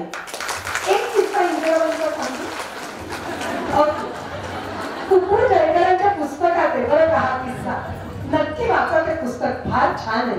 माणसं कशी घडतात याच्यासाठी हा किस्सा आहे. 19 वर्षाची इंदिरा होती आणि 19 वर्षाच्या इंदिरेला आपल्या आईची सेवा करण्यासाठी पश्चिमेला जायचं होतं आणि म्हणून ती बोटीवरती उभी होती. पण इंदिरेचं लक्ष मात्र पूर्वेच्या आपल्या भारत भूमीच्या किनाऱ्याकडे होतं आणि डोळ्यात गळागळा अश्रू वाहत होते. आणि एवढ्यासाठी वाहत होते कारण शांतिनिकेतन मध्ये शेवटचं वर्ष पूर्ण झालेलं नव्हतं. आता आईच्या विलासासाठी किती काय लागेल हे माहिती नाही, परत त्यांना अभ्यास होणार कसा माहिती नाही. घळा रडत होत्या इंदिराबाई आणि एक हात त्यांच्या खांद्यावरती आला बरं का मागून आणि म्हणाला, बोट तर पश्चिमेकडे चालली, तू पूर्वेकडे तोंड करून का उभी आहेस आणि का रडतेस? त्याच्यावर 19 वयाची इंदिरा म्हणाली, माहिती नाही ना, हा माझ्या भूमीचा किनारा, माझ्या माय देशाचा किनारा माझं कसं परत स्वागत करेल, याला सोडून जावंसं वाटत नाही. खांद्यावरचा एक हात तसाच होता. त्या गृहस्थांनी दुसरा हात उंचावला आणि दूरवर एका कॉफी टेबलवरती बोटीने जायचं ना त्यावेळेला, आणि बोटीवर चांगले 3, 4, 6 महिने लागायचे. तर ते गृहस्थ मागून म्हणाले की त्या युवकाबरोबर जोवर या बोटीवरती आहेस तोवर रोज कॉफी पी. तो गृहस्थ कधीही अपयशाला हो म्हणत नाही. He never says yes to failure.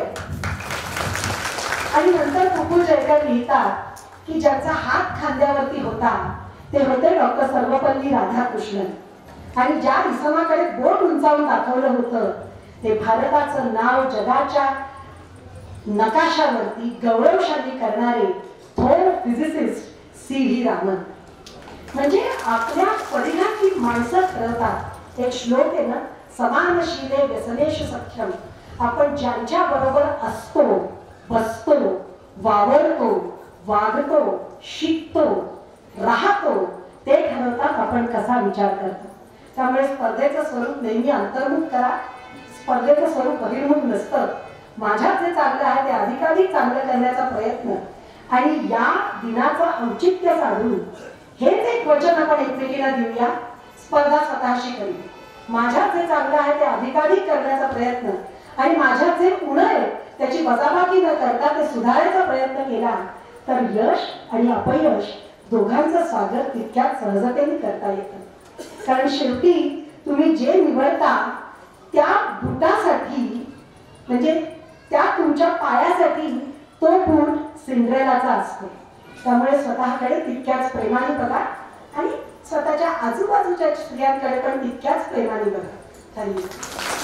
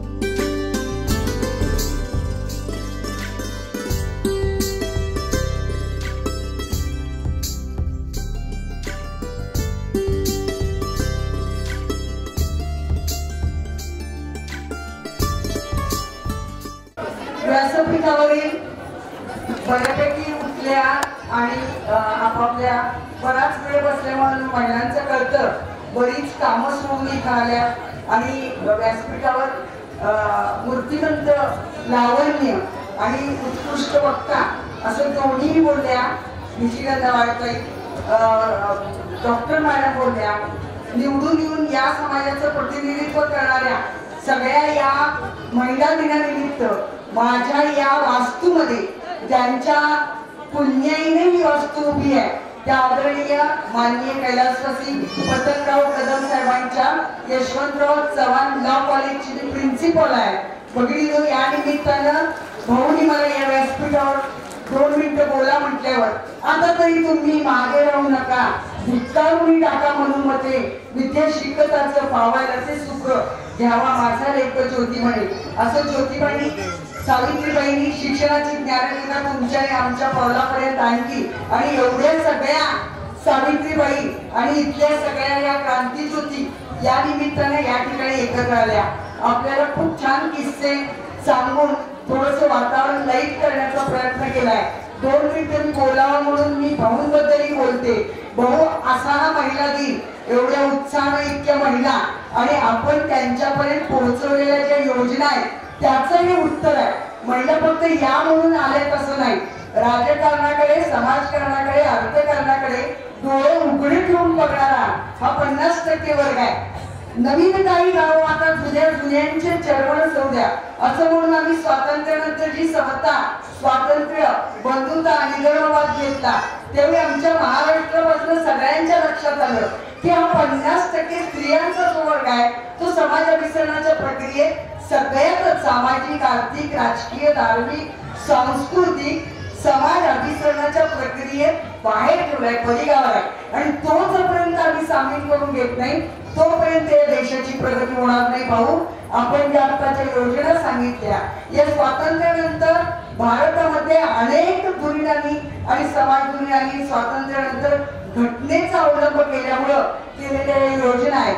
या योजनांबरोबर मला एवढंच सांगायचं आहे की राजकारणाचा, अर्थकारणाचा खरा वापर जर जनकल्याणाच्या व्यासपीठा म्हणून केला गेला तर त्याचं हे उत्तर आहे. भाऊ, सरळपणाला भाव नाही, साधा सदाचार नाही, सरळपणाला भाव नाही, साधा सदाचार नाही, जो तो कसा लाचार आहे याची त्याला भूस आहे, घराघरात भूस आहे.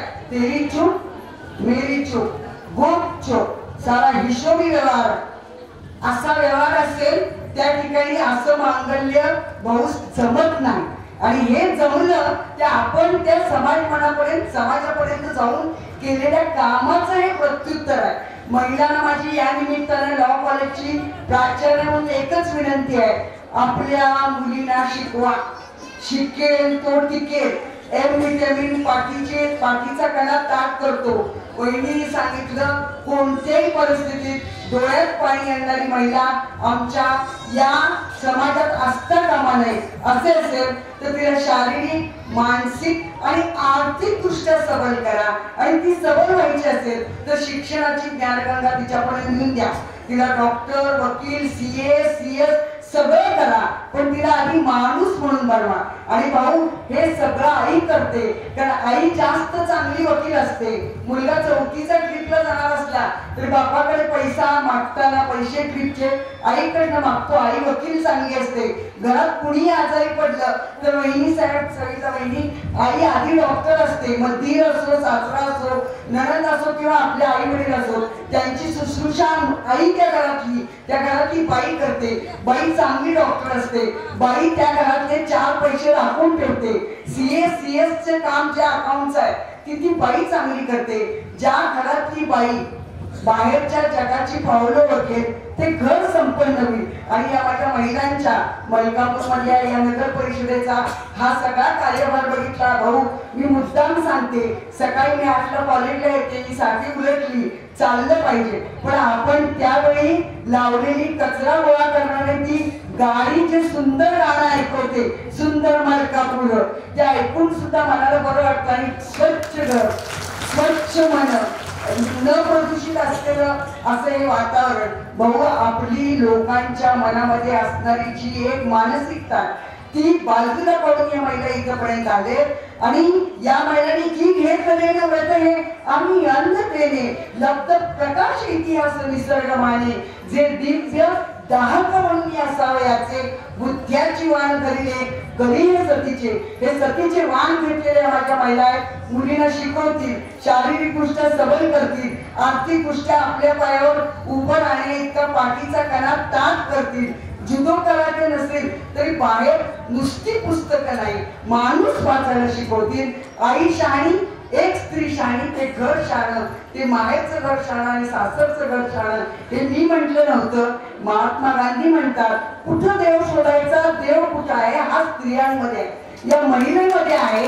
याचं कारण महात्मा गांधी म्हटले की फक्त भोगापुढे नवली नसती तर संपूर्ण जगाला ललांबूट करेल अशी एकमेव दिव्य शक्ती जर समाजात कोणती असेल तर ती स्त्री आहे.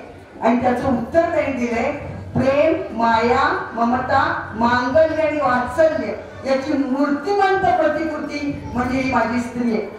केलेलं कालवण संपलं म्हणून उपाशी झोपणारी महिला पोटावर हात फिरून समाधानाने झोपते. भाऊ या ग्रामीण भागातल्या महिला आहेत. माझ्या कॉलेजला येणाऱ्या विद्यार्थिनी सकाळी कोणाच्या गाडीतलं 15-20 रुपये देऊन येतात कॉलेजला आणि ज्या जिव्हाळ्याने त्या शिकतात. मला या महाविद्यालयात आल्यावर तो आनंद मिळाला. शिवाजी विद्यापीठात हे लॉ कॉलेज मेरिट स्कॉलरशिप मध्ये कविता आलं सेमी अर्बन मध्ये. या कॉलेजमध्ये ग्रॅज्युएशन नंतरची मुलं शिकतायत, मुली शिकतायत आणि 12वी नंतरच्या मुली शिकतायत. आपण आपल्या मुलांना शिक्षणाची ज्ञानगंगा चांगलं शिकवलं पाहिजे, बाहेरचा जग दाखवलं पाहिजे. मास घरातनं तिला बाहेरच्या खोलीत आलं पाहिजे, त्याशिवाय तिला जग कळणार नाही. जग बदललंय आणि काळाचा बदल पचवायची ताकद त्या घरातल्या स्त्रीने ठेवली तर त्या घरातला मुलगा सुद्धा छोट्या बहिणीला सापच्या तू घरात म्हणून दादागिरी करणार नाही. आणि पुरुष प्रधान संस्कृतीतले सगळे दोष काढून टाकण्याची ताकद त्या संस्कार करणाऱ्या आईमध्ये आहे.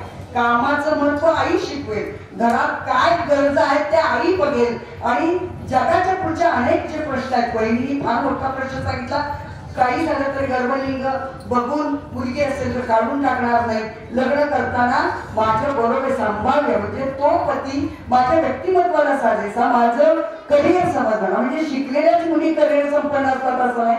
रिक्षा चालवणाऱ्या कर्नाटकातल्या महिला बघितल्या, ट्रक चालवणाऱ्या महिला कशातही कमी नाही, शक्तिमान आहे ती. आणि म्हणून भाऊ या निमित्तानं महिला दिन म्हणून नव्हे तर या महिलांच्या राजकीय आर्थिक सगळ्या योजना आपण प्रत्यक्ष राबवताय, त्यांच्यापर्यंत ते नेताय. आपल्याला माझे शतशः नमन. या निमित्तानं मी खूप काही बोलायचे होते, कदाचित भाऊंना वाटलं मॅडम घरच्या आहे थोडं लेट बोलायला सांगितलं तर चालेल, तरी पण आपण इथं थांबला. भगिनी खूप बोलायचं होतं पण मी सगळं बोलले असं नाही.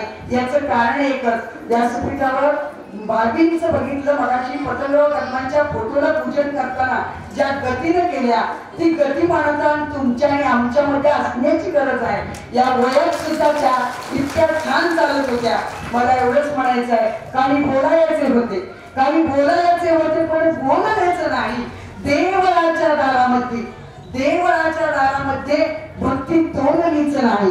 कारण भाऊ आज अंतरात दाटे कल्प कुसुमांचा गंध पण पाकळी तयाची मी येथे खोडलीच नाही. काही बोललेच नाही, काही बोललेच. 2 महिन्यापूर्वीपासून जे काम केलं आणि त्याचा रिझल्ट जो आला त्याच्यामुळे जो आनंद मला होतोय.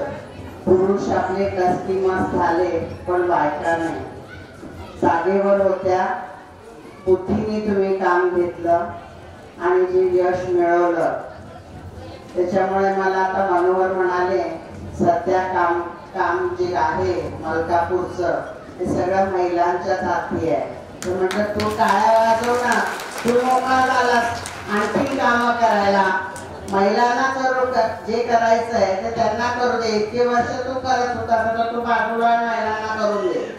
काय इतक्या तुम्ही डोकं वापरून आमिष न घेता पैशाला बळी न पडता तुम्ही खरंच सुसंस्कृतपणे वागला त्याच्याबद्दल मी तुम्हाला आभार कसे मानू मला समजत नाही. मला तुमच्या समोर डोकं मस्जिद नमन करावं असं वाटतंय. तुम्ही फार चांगला एक्झाम्पल दिलेला आहे की पैसा सर्वस्व नाही, माणुसकी, काम, डेव्हलपमेंट आणि विचार हा जास्त महत्वाचा आहे. पैसा जगण्यासाठी जरुरी आहे, परंतु इतका जरुरी नाही आहे की माणुसकीचा आपण विसरतो. हे मलकापूरने दाखवलंय या निवडणुकीमध्ये. त्याच्यासाठी मी तुमच्या सगळ्यांचे आभार मानते. अशाच तुम्ही वागणी वागा आणि पुढे जावा. मी प्रत्येक ठिकाणी मलकापूरचं उदाहरण देते. मी म्हणते एकजूट आणि एकमूठ असल्यामुळे आमच्या महिला आज मलकापूर तुम्हाला या स्थितीमध्ये दिसते. त्याच्यामध्ये भाऊ हे सुद्धा आमचाच मानसपुत्र असं समजा. भास्कर मामा भाऊ हे आमच्या निकटचे संबंध. 2 पिढ्या, तिसरी पिढी पण पुढे जावी अशी इच्छा राखून आम्ही चालतोय. आणि त्याचबरोबर आमच्या दोन्ही सुना आशा आणि गौरी, ज्यांना आम्ही मुलींसारखं वागवतो. सुना म्हणायला सुना आहे ओळख करून देताना, पण हृदयामध्ये ते आमच्या मुलीच आहे.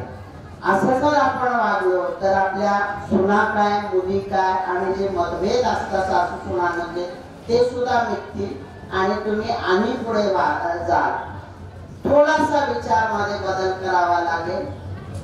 ज्या वयस्कर महिला बसल्या त्यांनी खरंच विचार करायला पाहिजे की सुनांना आता युग असा आलाय की त्यांनी मुलींसारखं वागवावं. आपल्या पोटच्या मुलींमध्ये आणि सुनांमध्ये मतभेद करू नये. जे एवढं जरी तुम्ही पाऊल पुढे टाकला तर आणखी महिला सक्षम होतील. आणि हा एकच दिवस आहे जो आपल्याला इतकं बोलायला देतात, पण 365 दिवस आपलेच आहे एवढं लक्षात ठेवा. व्यासपीठावरती सर्व माननीय सदस्य यांना माझा प्रणाम. आणि याच्या 8 मार्च दिनानिमित्त जे महिला निमित्त आहे, जे तुम्हाला सगळ्यांनी सांगितलेले आपण सक्षमीकरण झालं पाहिजे आणि तसं होऊ दे याच्यासाठी मी तुम्हाला हार्दिक शुभेच्छा देते. आणि आजचा कार्यक्रम आपला संपला याचं मी तुम्हाला जाहीर करते. नमस्कार. KMS न्यूज, आपलं कराड, आपला आवाज.